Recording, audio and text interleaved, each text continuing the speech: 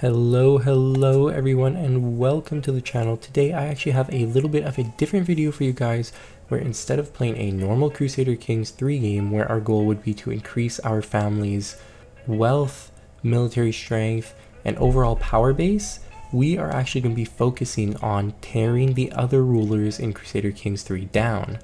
I bet you're wondering, how the heck am I going to do that if I'm starting in the middle of Western Africa?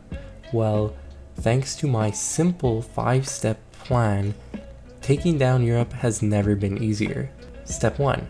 Build the insanely overpowered gold mine buildings that are located in and around the Duchy of Manding, where we are starting. Step 2.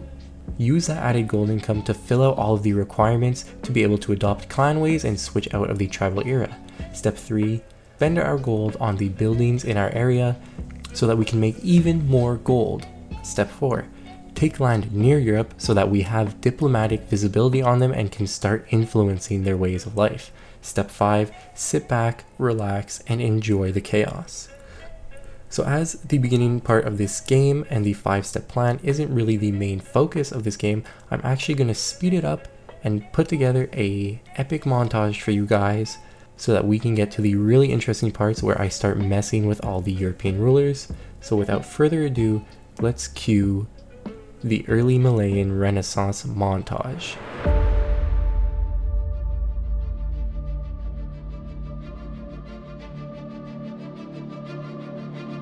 And would you look at this, we already have enough gold to build our first gold mines. It's 380 gold. Well, would you look at this?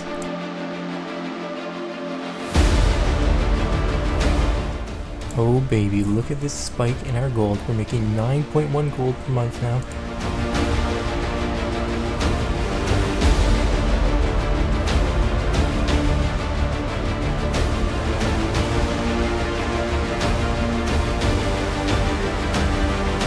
Now we should be able to just let this war take out to 100%. Okay, so we built our second gold mine and we're already up to almost 20 gold per month.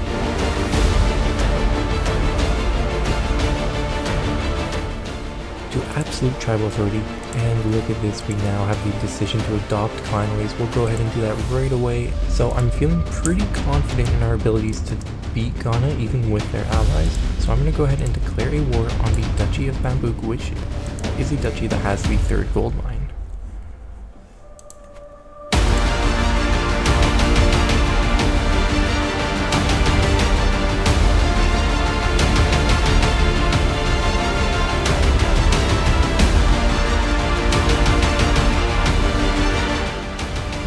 Our demands. So it happened. Clearly we did split. I think what we're gonna have to do is just declare a war right away.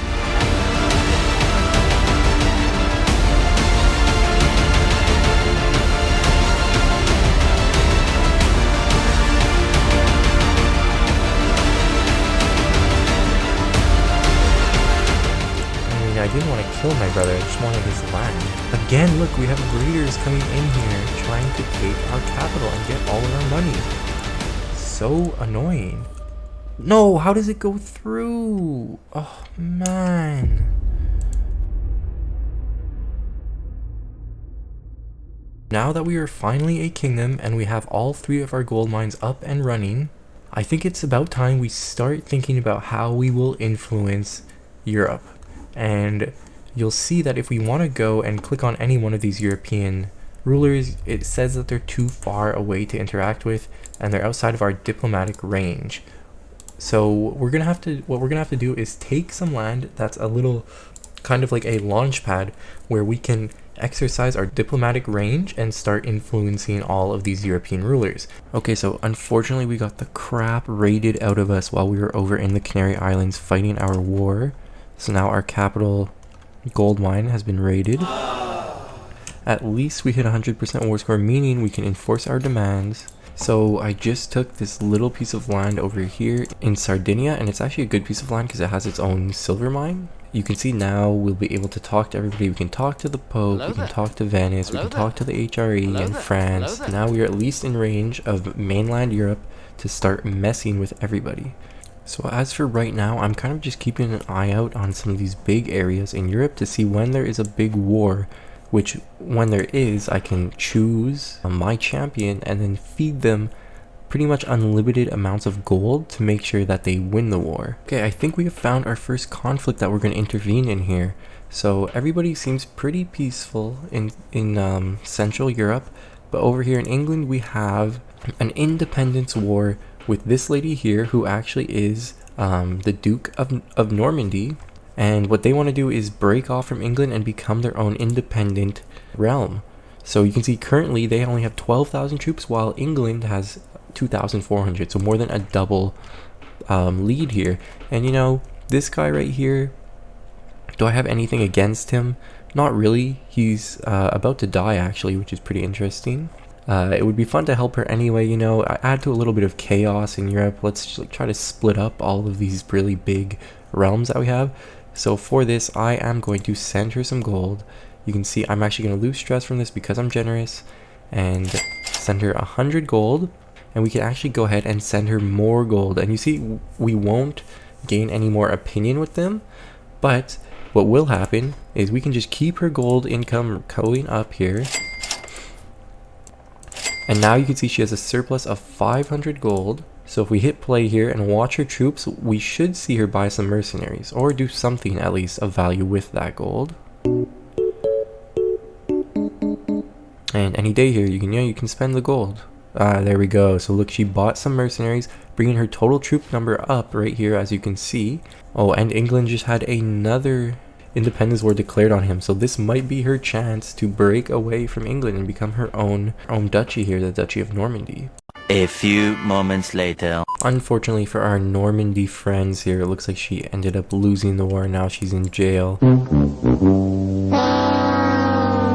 A little bit sad, but I did give her an extra almost 1,000 gold, so you think that would be able to help you in your war, but I don't know. Who the fuck? Jesus, dude, look at this kid. Over here in Sweden, you'll see that we actually have a faction rising up for the Kingdom of Norway. So if this guy actually wins that, Sweden will split into two, which I think is pretty cool. Adds a little bit more chaos into the game. I'm an agent of chaos. And you can see Sweden is actually a huge negative in gold. So I'm going to go over here to this guy here who's leading the attack on Sweden, and we'll send him some money, get him out of the negative in gold. Maybe send him 4 gifts. Should be a good enough amount here. And let's see, he immediately buys mercenaries with it. I have to respect this man for doing that. Over here in England, this war for this lady's claim is going super well. So hopefully we will have installed a new queen in England. And the war over here for Norway is not going amazing. The person's only at plus 10% right now. But you can see that they actually have a lot more troops in them. And I think I'll give him another little bit of gold just to keep him out of debt so he gets that war rolling. Oh, and look at that. It looks like our friend over here in Norway was successful, and now we actually split up Sweden into Norway and Sweden. So for our realm, we just actually got the battlements technology, which means we can go over here to where we have these gold mines and upgrade the castles into the 2nd tier, which is the keep. And what this gives us is a little bit more gold and fort level, but more importantly, if we wanted to upgrade our gold mines to the next level, you'll see we have to have the keep, which is the 2nd tier castle, as well as the manorialism innovation. So I am currently researching manorialism. It will be done in 24 years, but in the meantime, I will upgrade my 3 castles where I have the gold mines, just so they're ready when we do unlock that technology.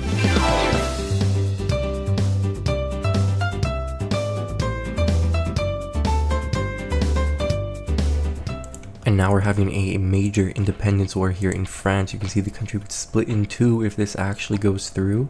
So I think I'm going to have to give the Duchy of Aquitaine a lot of money here. He already has positive gold, but we'll give him enough to really make it positive.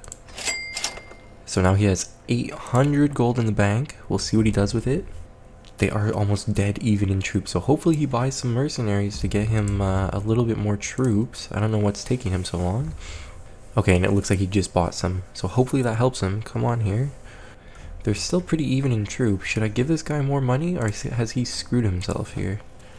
Oh, so I think he just had a major victory because the war score went from -50 to -40.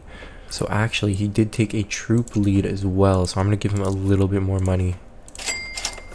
Hopefully this will be all he needs to finish off this war. Turn this war around. Wow, plus 25 now. There you go. Okay, he's all the way at 97 now. Hopefully this will go through. Come on. And there you go. So we successfully split France into Aquitaine and the Kingdom of France. There we go. We're starting to fracture up Europe quite nicely now. We still have this lady who is fighting England for this lady's claim on England. I feel like this has been going on for at least 10 wars. I already have shoved so much money into this character in hopes of getting her to be able to win this war. But now that she is at 49% positive war score, I think I'll just give her a little bit more money. I will do what I must. Which she does spend on mercenaries, which I like to see. So I'm going to go around in my tiles where I have the gold mines and actually construct a city in each. Because these cities, I'll be able to build the guilds building, like you can see right here, which increase your development growth in the area, which is actually pretty helpful. So I have just switched over to the intrigue lifestyle because I want to pick up some of these perks that help my murder schemes go through a bit easier, because I think it would be fun actually to start murdering people in Europe as well as funding their enemies, just so I can increase the speed of the destabilization in Europe that I'm trying to cause. Go to murder him, we have a 21% chance, but we should have a few people which we can invite here, like this lady if we bribe her. And the this archbishop actually will also like to get involved in this murder scheme, as well as this guy down here. So if we get those three to join, you can see we actually bumped it up to 81%, which I gotta say, I like those odds. So here we go, it actually went all the way up to 95% chance here, 95% chance secrecy. So let's see what happens. And we actually successfully killed him, of course. So now if we look, we have a 17-year-old who unfortunately has the slow trait, meaning he's probably not the best ruler out here, and hopefully we will see a lot of wars being declared on the Holy Roman Empire after this. And I think after we do that murder scheme, I'm going to have to run another murder scheme on this guy because his son actually has the stupid trait, and I think it would be hilarious to have a stupid baby in charge of this whole thing. Then the Holy Roman Empire definitely would fall apart. Let's just try a murder scheme on the Holy Roman Emperor and see if there's anybody we could possibly invite down here. It looks like we actually do have a few because, again, the court is so big in the HRE. So look at that, we bumped it up to 79.94, pretty decent.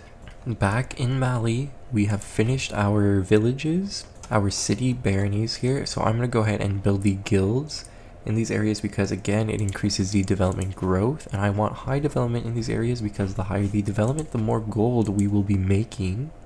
Okay, so our murder scheme is ready with 79%, a little bit lower than I'm used to, but I think it should still go through. And it looks like it did. We have killed the HRE's emperor again, meaning now we have a look at this 2-year-old with such a little hat. I would love to take some bets over here on how long you guys think the HRE is going to last. It's currently 1163. So this guy may be successfully defending the HRE from completely collapsing, but he's not doing too well health-wise. 'Tis but a scratch. Our influence is starting to be felt. Look, we have an independent Normandy now. This area of the map is getting very tasty. Oh yeah, it's all coming together. Okay, hold on a minute here, hold on a minute. Take a look at this. Round 1, fight! That's right. Somehow the Byzantines got a claim on the Holy Roman Empire, and they are invading with a surprising amount of men here. I know our goal was to split up Europe into a bunch of tiny little places, but I think it would be quite funny if we actually helped the Byzantines here to take over the Holy Roman Empire. So I found another independence war over here in France, and this one is with these guys over here, and you can see it's pretty even, so I think we're going to need to shovel a lot of gold into this guy. So I'll give him 4 gifts, which each are 225 gold now. And he's currently winning the war, but I have to say he probably could use some mercenaries here. And if we go back down to Mali, you will notice our gold income went to 52. And that is because we finished the second upgrade for our gold mines. And now you can see the huge amount of gold we're making from these 3 castle holdings that we have now.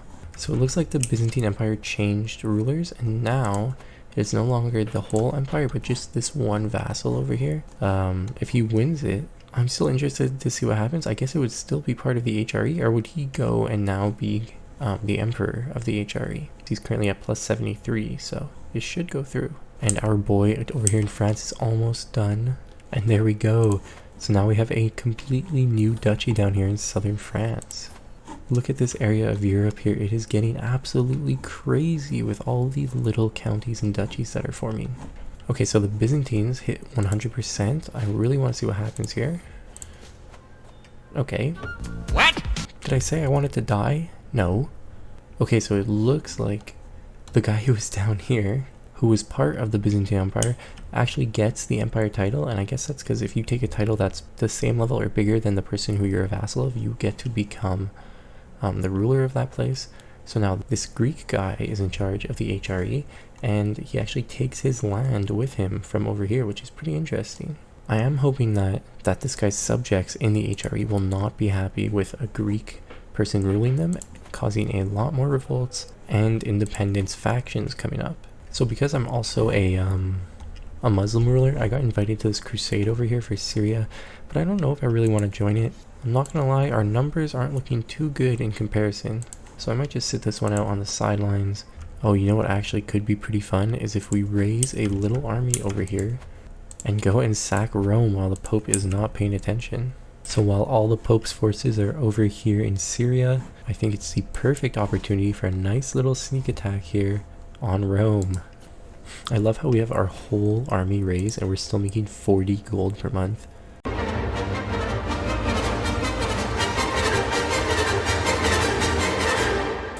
Oh, actually, I don't know if you guys knew this, but if you press this assault fort button, you'll see that the siege progress is going to go up really fast, but you're actually going to lose a lot of men. You see it goes all the way up to 7.5 from 1.2 before, but the problem is you'll see my numbers drop like a rock here. But if you're in a battle where you need to capture like their capital or something really quickly, it can actually be, oh my goodness, it can actually be a good tactic. And look at this, we actually captured the Pope. Hello there. We actually have the Pope in our jail now. That is freaking hilarious. We're actually turning this crusade around now. Look at this. We're all the way up to 65% and I'm not even doing anything in it. The HRE is absolutely falling apart. Look at all of this. Look at all of these people who broke away. Although I wasn't involved in all of these, I'd like to think I played a role in dismantling the HRE with all of my murder schemes, as well as all of the money I funded in to keep them at a constant state of war. And even over here in Spain, just look at how many little lands there are. Alright, there it goes. We actually won the crusade. I think the whole tide turned the second we captured the Pope. I feel kind of bad. I wanted to torture him before the end of the crusade because I knew he was going to get let go once we won, but you know, I missed out on that chance. But now that that war is over, you can take a look at the absolutely cursed HRE. I've seen some pretty bad border gore on like the CK3 Reddit and things like that, but this definitely has to be up there. Just look at how many tiny counties that exist in this world right now. It is absolutely crazy. So now that we're sitting here with almost 9,000 gold, I think we can say that we were pretty successful in dismantling Europe from our beautiful seat of power over here in Mali, where we have a complete peaceful land. We haven't even been raided in a super long time. We pretty much have more gold than we know what to do with, and that's the reason we were just flooding it into Europe, completely destabilizing the whole continent. I hope you guys enjoyed this video. It was a little different than my normal ones, but I thought it was a lot of fun to change it up. But on that note, I'll say goodbye. Have a good one, guys. See you in the next video.